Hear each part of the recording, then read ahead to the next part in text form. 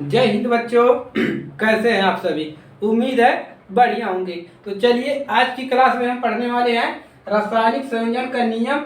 और इस क्लास में हम पढ़ेंगे दूसरा नियम। पहला नियम हमने द्रव्यमान संरक्षण का नियम हमने पढ़ लिया है, और आज की क्लास में हम पढ़ेंगे दूसरा नियम स्थिर अनुपात का नियम। तो आप लोग वही हेडिंग डाल लीजिए, कौन सा? स्थिर अनुपात का नियम। तो आज की क्लास में यही चलने वाला है, अनुपात का नियम, स्थिर अनुपात का नियम। दूसरा नियम है रासायनिक संयोजन में दूसरा नियम। पहला नियम हमने पढ़ लिया है, अगर आप लोगों ने नहीं पढ़ा है तो पीछे जाकर पढ़ लीजिए। चलिए शुरू करते हैं। तो देखिए, स्थिर अनुपात का जो नियम है इसको किसने दिया था? जोसेफ पाउस्ट ने। कितने? तो यहाँ पर लिख लेंगे जोसेफ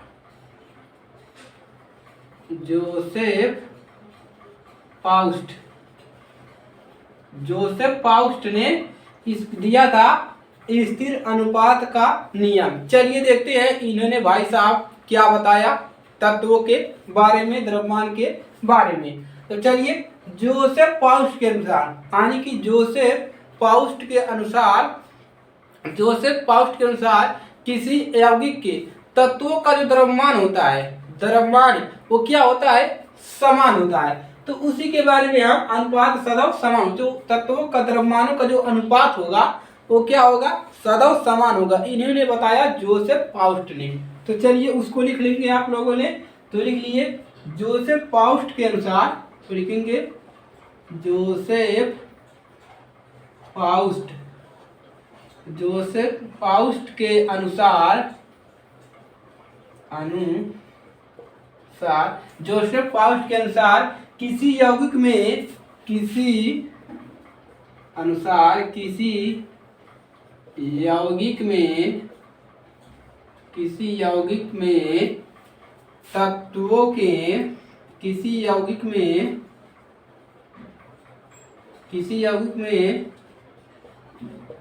तत्वों के द्रव्यमानों का अनुपात, तत्वों के द्रव्यमानों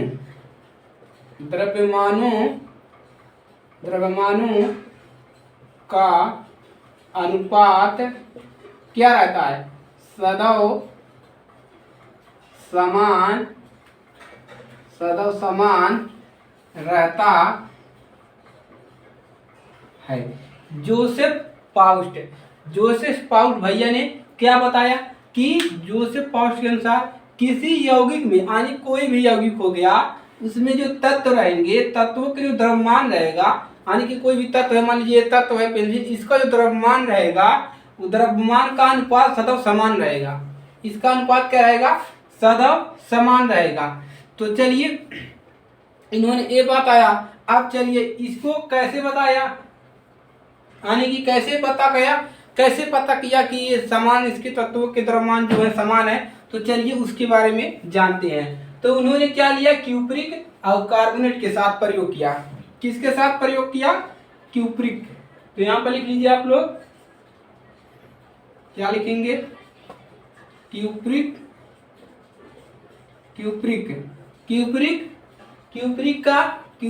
तथा कार्बोनेट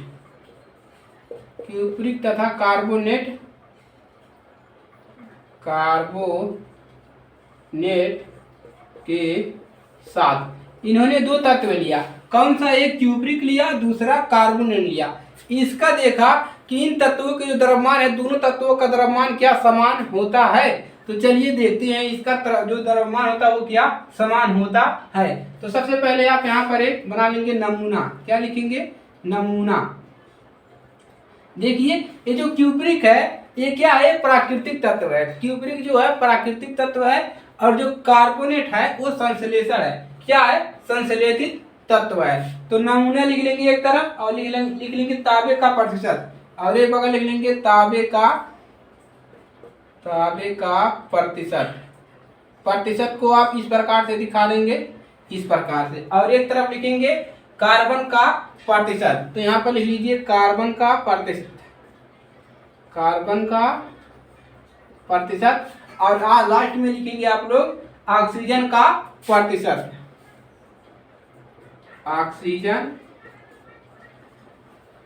ऑक्सीजन का प्रतिशत। अब चलिए उन्होंने क्या लिया, क्यूप्रिक, एक क्यूप्रिक लिया और एक कार्बन लिया और देखा कि दोनों के तत्वों के द्रव्यमान है क्या समान आते हैं। तो चलिए देखते हैं। तो उन्होंने क्या लिया, एक प्राकृतिक, यानी कि प्राकृतिक क्या है आपका, प्राकृतिक क्यूप्रिक है, प्राकृतिक क्यूप्रिक लिया और उसके बाद संश्लेषित लिया, संश्लेषित। अब चलिए जो इसका तांबे का जो द्रव्यमान, यानी कि ये क्यूब्रिक तांबे का जो द्रव्यमान आया वो कितना आया, 51.35% इतना आया। और इसका भी कितना आया, 51.35%।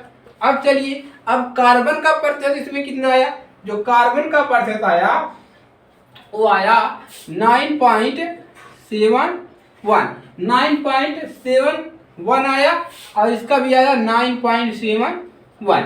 अब चलिए ऑक्सीजन का प्रतिशत कितना आया, जो ऑक्सीजन का प्रतिशत आया वो आया आपका 38.91। अब चलिए यहाँ से उन्होंने, जोसेफ प्राउस्ट ने यहाँ से निश्चय किया कि जो किसी भी यौगिक में तत्वों के द्रव्यमानों का जो अनुपात होता है वो सदैव क्या होता है, समान रहता है। तो इससे उन्होंने ये पता लगा लिया इस दोनों तत्वों का प्रयोग करके कि जो किसी यौगिक में द्रव्यमानों का जो अनुपात होता है क्या होता है, सदैव समान होता है। अभी इसमें कुछ गलतियां भी थी, ये नहीं है कि यही सही है, अभी आगे जाकर और नियम आएगा इसका और भी, इसका और इसको और सुधार किया जाएगा। अभी तो इन्होंने बताया है, अभी ये गलत हो जाएगा, ये आगे चलकर क्या होगा, गलत हो जाएगा, कोई दूसरा नियम आ जाएगा। भाई सभी तत्वों के द्रव्यमान समान थोड़ी ना हो सकते हैं, समान नहीं होंगे भाई, अलग होंगे। इससे यही पता चलता है कि ये क्या नियम है, गलत है, आगे चल के ये गलत हो जाएगा। तो चलिए कितना है, और तत्वों का द्रव्यमान समान है।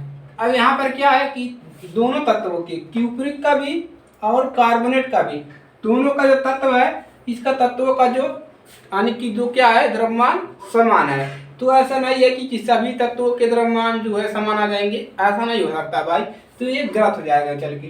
तो चलिए ये है आपका रासायनिक संयोजन के नियम का दूसरा नियम, स्थिर अनुपात का नियम। किसने दिया था, जोसेफ प्राउस्ट ने। और इसने, इन्होंने क्या बताया क्या, कि किसी भी यौगिक के द्रव्यमानों का जो अनुपात होता है वो समान होता है, कोई भी यौगिक रहे।